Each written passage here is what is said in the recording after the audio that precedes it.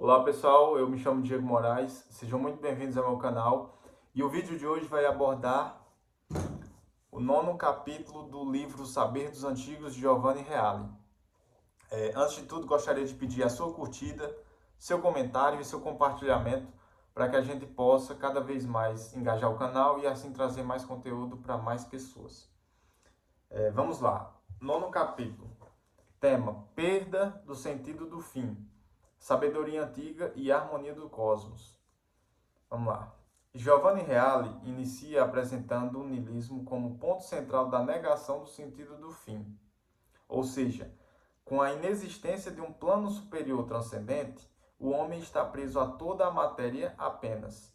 E julgar sob o ponto de vista humano o início e o fim do cosmos não faz sentido dentro da relativização da criação do universo ou propriamente do seu início. Bem, aqui Giovanni Reale está sendo bem conciso em mostrar para a gente que quando o niilismo nega essa ideia de transcendente, essa ideia de plano superior, quando ele nega isso, ele também nega o sentido do final das coisas, do fim, ou seja, da escatologia no sentido teológico.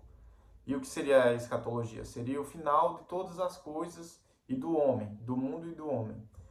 E assim, negando-se o fim e o início, a gente não tem essa dimensão de que existe um mundo superior, uma realidade superior que vai nos elevar, digamos assim, em nossa essência. Por quê? Porque existe a ideia de que é um ciclo perpétuo, né? Ou seja, a gente vive num mundo que, digamos assim, está se renovando para sempre e que a gente não tem essa ideia de que isso vai acabar. Ou seja, é só uma passagem e outra passagem e outra passagem e só um modo transitório de todas as coisas. Então, isso é bem, digamos assim, bem lógico do ponto de vista filosófico pensar nesse sentido. Vamos lá. Nesse sentido, a comunidade científica atual considera em maior parte que o princípio do cosmos foi o caos, que é a força desordenada e absoluta, que ao longo do tempo constituiu uma série de elementos fantásticos e muito bem organizados, onde chegamos ao cume de obter uma raríssima possibilidade de existência do planeta e da raça humana. Bem, aqui é que o texto sintetiza que a ideia científica mais comum é de que o caos foi o início de tudo e desse caos se derivou a ordem de acontecimentos que construiu o nosso cosmos, nosso universo e assim a nossa possibilidade de existência, certo? Porém, é claramente notável que a ciência é um estudo de constante mudança e suas afirmativas são extremamente mais transitórias do que a teologia. Logo, o argumento de fundamentação absoluta do cosmos, através do caos, sobre a óptica científica, está bem mais propenso a ser considerado uma ideia anticientífica, pois se estabelece de forma inquestionável que todo o universo tenha nascido do caos, mesmo que isso não possa ser mensurado de forma empírica. Ou seja, a ciência, basicamente, ela sempre busca dados empíricos sobre o que ela está estudando. A ciência tem uma teoria de que o caos derivou toda a ordem cósmica. Só que essa teoria, dita de forma científica e colocada como algo inquestionável, como algo absoluto, ela se torna uma anticiência automaticamente, porque a ciência não é isso. A ciência ela está em constante mudança, ela está em constante transitoriedade, ou seja, fulano descobre algo e outra pessoa mais à frente vai totalmente dizer que aquilo está errado porque foi descoberto outra coisa que refutou aquela primeira. Nesse sentido, a ciência vai avançando. A ciência ela nega coisas que já foram ditas antes. Por isso que ela não pode ser nunca absoluta. Ela nunca pode dizer algo é assim, porque chega dado momento que chega outras informações que refutam aquela refutação anterior. Então a ciência sempre trabalha nessa ideia de o argumento mais válido hoje é esse. E não no sentido de que isso é assim. A ciência não determina nada, certo? Então isso seria uma anticiência. Outra ideia proposta sob a luz da ciência moderna é considerar o homem como apenas uma eventual poeira cósmica diante da imensa vastidão do cosmos. Prestem bem atenção. E com a descoberta de que a Terra não é o centro do universo, a raça humana foi jogada ao limbo, devido a toda a complexidade de um universo caótico e superpotente. Ou seja, a ideia aqui é que, com a imensa vastidão que foi descoberta pela ciência do universo, o homem é simplesmente poeira cósmica. O homem não tem valor, de fato. Ele não é nada. Porque a gente está pensando aqui do ponto de vista de dimensão, né? Ou seja, a dimensão cósmica que existe é tão grande, tão absurda, tão imensa, tão extensa, que nós somos apenas, nessa visão científica, poeira cósmica. Isso, porém, podem ser consideradas falácias científicas, pois é a tentativa de mensurar a importância humana frente ao universo de acordo com o tamanho de matéria em que se ocupa o espaço. Em uma analogia simples, é dar mais importância ao elefante do que à formiga, pois o seu tamanho é drasticamente superior, o que não faz o menor sentido. Mais uma vez, a ciência, pegando do ponto de vista da dimensão, ela queria colocar como, porque o ser humano é pequeno frente a essa dimensão cósmica, ele não tem nenhum tipo de valor, ele é descartável. E em relação à centralidade do universo, a questão encontra-se meramente associada a analisar os objetos cósmicos apenas, partindo da visão espacial, sem considerar outras questões importantes como a inteligência e o ser. Ou seja, se a gente analisar o homem somente do ponto de vista de grau de tamanho, certo? Se a gente parar para pensar nesse sentido e dar valor só àquilo que é maior, realmente o homem vai ser só poeira cósmica, não vai ser a mosca do cocô do cavalo, do bandido. Por quê? Porque o homem é minúsculo frente a tudo que existe, certo? O cosmos é gigantesco. E essa imensidão, essa vastidão que existe no cosmos, faz com que, nesse sentido, o homem não tenha valor nenhum, porque o homem é nada, praticamente. É um grãozinho de areia perdido no espaço. Porém, se a gente for parar para pensar nesse sentido, sim, o homem não tem valor. Mas por que a gente vai parar para pensar dessa forma? Será se realmente o elefante ele tem mais valor do que a formiga? Só porque ele é maior? Os dois não fazem parte os dois não detêm de um tipo de vida? Os dois não são vida? Por que um é melhor do que o outro só por ser maior? Então essa ideia de ser maior, ela não compreende outras características muito mais importantes, certo? Como ditas aqui, a inteligência e o ser. O ser em si, o ser humano em si, ele já possui uma essência que mesmo antes dele ser formado, mesmo antes dele ter uma inteligência plena das coisas, ele tem um potencial muito maior do que qualquer outro animal, digamos assim, qualquer outro ser que habita esse universo. E por quê?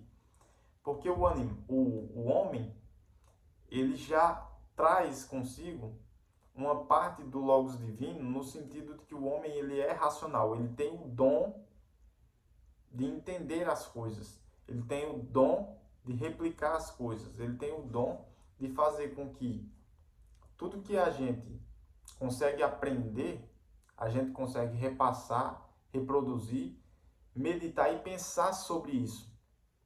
E fazer com que isso seja algo que nos eleve. Ou seja, a gente consegue de fato contemplar a realidade das coisas.